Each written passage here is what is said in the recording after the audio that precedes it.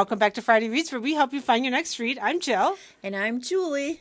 Jill and I are decked out in our retro library shirts because it's National Library Week this week, and it's also National Siblings Day. So yesterday, that's what it was. So we're featuring books that feature siblings. So Jill, what's your first pick? So my first pick, this has been on my to-read list forever, and it's just made it back on. The Immortalist by Chloe Benjamin. This was published in 2018. If you knew the date of your death, how would you live your life? It's 1969 in New York City's Lower East Side, and the word has spread of the arrival of a mystical woman, a traveling psychic who claims to be able to tell anyone the day they will die. The Gold Children, 4 adolescents on the cusp of self-awareness, sneak out to hear their fortunes. The prophecies inform them of their next 5 decades. Golden boy Simon escapes to the West Coast, searching for love in the 80s San Francisco. Dreamy Clara becomes a Las Vegas magician, obsessed with blurring reality and fantasy. Eldest son Daniel seeks security as an army doctor post 9/11, and bookish Vira throws herself into longevity research, where she tests the boundary between science and immortality. A sweeping novel of remarkable ambition and depth, The Immortalist probes the line between destiny and choice, reality and illusion, and the world and next.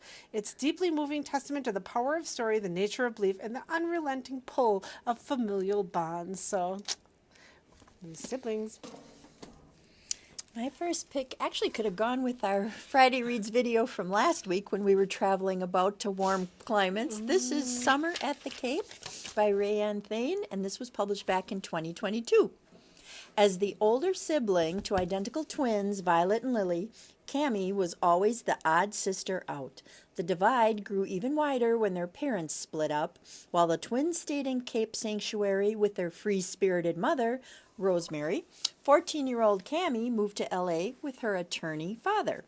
Nearly 20 years later, when Cammie gets the terrible news that Lily has drowned, saving a child's life, her mother begs her to return home to help untangle the complicated estate issues that her sisters left behind.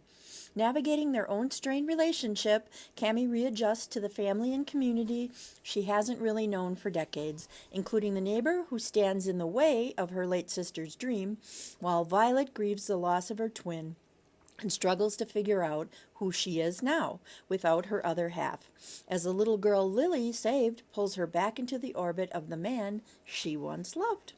So the author once again delivers her charming signature blend of warmth, wit, and wisdom in this book. So Summer at the Cape, siblings. Rayanne Thane, I don't think I give her enough credit. She does have some good, beachy stuff. She would have fit that list well. And siblings. Okay, this one is Marrying the Ketchups by Jennifer Close. This was published in 2022. An irresistible comedy of manners about 3 generations of a Chicago restaurant family and the deep-fried, beer-battered, cream cheese frosted love that feeds them all. My kind of book about food. Here are 3 things the Sullivan family knows to be true. The Chicago Cubs will always be the underdogs, historical progress is inevitable, and their grandfather Bud, owner of J.P. Sullivan's, will always make the best burgers in Oak Park. But when over the course of 3 strange months the Cubs win the World Series, Trump is elected president, and Bud drops dead, suddenly everyone in the family finds themselves doubting all they hold dear.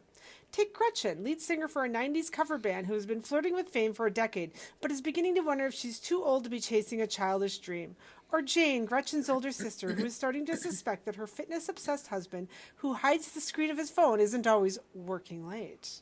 And then there's Teddy, the steadfast, unfailingly good cousin, nursing heartbreak and confusion because the guy who dumped him keeps showing up for lunch at J.P. Sullivan's, where Teddy is the manager. How can any of them be expected to make the right decisions when the world feels sideways and the bartender at J.P. Sullivan's makes such strong cocktails? Outrageously funny and wickedly astute, Marrying the Ketchup is a delicious confection by one of our most beloved authors, who I've never heard of Jennifer Close before, but this book sounds a lot of fun. That's going on my to be read. I saw that in the cubby when we were picking books, and I'm like, that sounds like an intriguing one. My second pick is Sleeping Giants by Renee Denfeld, and this was published last year. She's the best-selling author of The Child Finder and The Enchanted, and it's a compelling and poignant story of sibling bonds, monsters masquerading as caretakers, terrifying secrets, and the power of love to right even the most egregious wrongs. 20 years ago, a 9-year-old boy was swept away by powerful waves on a remote Oregon beach, his body lost to the sea. Only a stone memorial remains to mark his tragic death. For most of her life, Amanda had no idea she had an older brother named Dennis Owens or that he had died. Adopted as a baby, she learned about him while looking into her late birth mother and is curious to know more about this lost sibling. A solitary young woman, Amanda has always felt distanced from the world around her. Her brain works differently from others, leaving her feeling set apart. Her one true companion is the orphan polar bear she cares for at the zoo. By getting to know her birth family, she hopes to understand more about herself. Retired police officer Larry Palmer is a widower with nothing but time and in need of a purpose. He offers to help Amanda find answers. The search leads to shocking and heartbreaking discovery. Dennis Owen had been a forgotten foster child, abandoned to a home for disturbed boys off the coast. As Amanda and Larry dig deeper into the past, the two stumble upon decades of cruelty and hidden crimes, including a barbaric treatment still used today. It's a heartbreaking novel that burrows deep in the heart and will leave no reader untouched. Sleeping Giants. So my next one is We Are the Brennans by Tracy Lange. This was published in 2021. We Are the Brennans explores the staying power of shame and the redemptive power of love in an Irish Catholic family torn apart by secrets.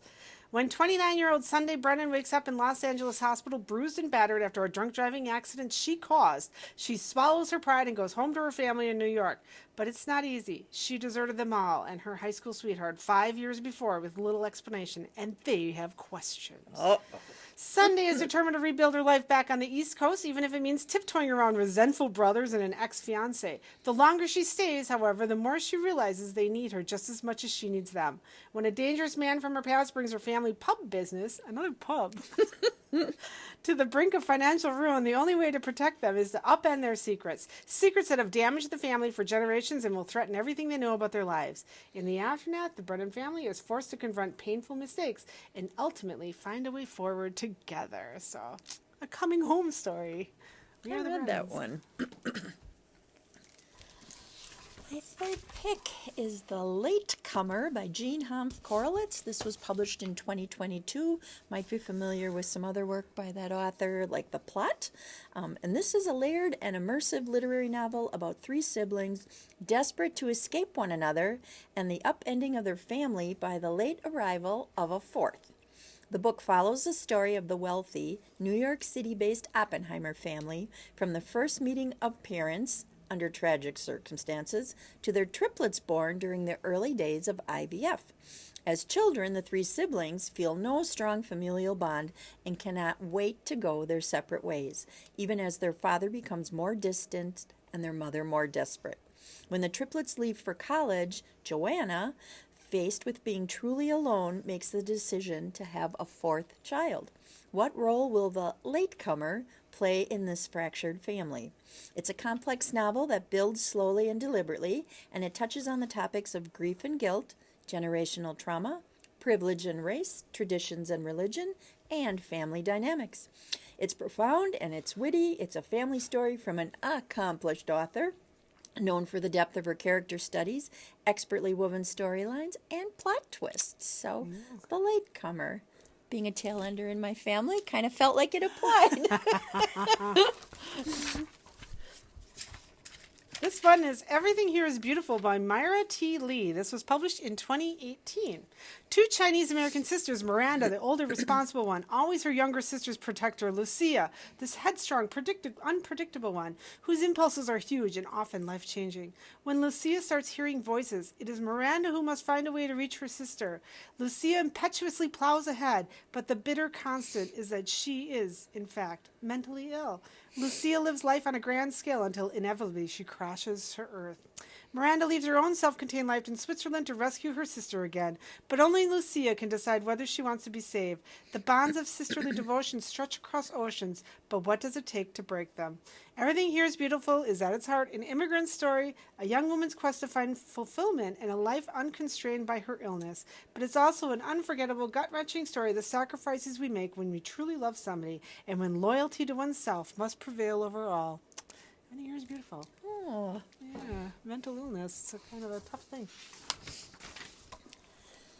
My fourth pick is Megan Quinn's The Reunion. This was published back in 2022.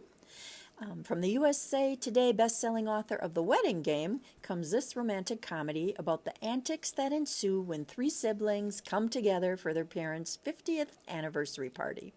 Martin and Peggy Chance believe love should last a lifetime. With their 50th wedding anniversary on the horizon, they've modeled a beautiful relationship for their three grown children. But to their dismay, that lesson hasn't quite caught on. The three siblings just can't seem to take a chance and find love in their own lives. There's Ford, the eldest, devoted to his work and resistant to romance, or so he claims. Cooper, the middle child, can't get past his divorce until he reconnects with a feisty baker from his past. And Palmer, the baby of the family, is the free-spirited world traveler who always pictured herself with someone other than a handsome, small-town family doctor. When the Chance siblings come together to plan the ultimate anniversary party for their parents, they'll have to navigate romantic entanglements, sibling rivalries, and the definitive end of their childhood. Whatever happens, the reunion promises to be a fun, flirty, wild ride. Check out Megan Quinn's The Reunion. So I picked this next one because it's kind of weird. Sharks in the Time of Saviors by Kawaya Strong Washburn. This was published in 2020. In 1995, Kailua Kona, Hawaii, on a rare family vacation, 7-year-old Nano Flores falls overboard a cruise ship into the Pacific Ocean.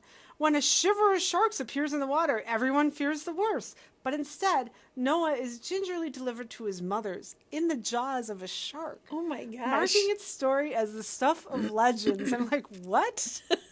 Sharks as saviors. Nainoa's family, struggling amidst the collapse of sugarcane industry, hails his rescue as a sign of favor from the ancient Hawaiian gods, a belief that appears validated after he exhibits puzzling new abilities. But as time passes, this supposed divine favor begins to drive the family apart. Nainoa, working now as a paramedic on the streets of Portland, struggles to fathom the full measure of his expanding abilities. Further north in Washington, his older brother Dean hurdles in the world of elite college athletics, obsessed with wealth and fame, while in California, wrist-obsessed younger sister Kailua navigates an unforgiving academic workload in an attempt to forge her independence from the family's legacy. When supernatural events revisit the Flores family in Florida with tragic consequences, they are all forced to reckon with the bonds of family, the meaning of heritage, and the cost of survival. So I really wondered if somebody does get eaten by sharks at the end of this. Oh gosh, that's an interesting pick. How did you come up with that? I don't know. It's got siblings in it, though. Oh my goodness. So my last pick is Allison Brennan's You'll Never Find Me. This was published last year. Nothing brings family together like crime. Working alone as a private investigator is tough.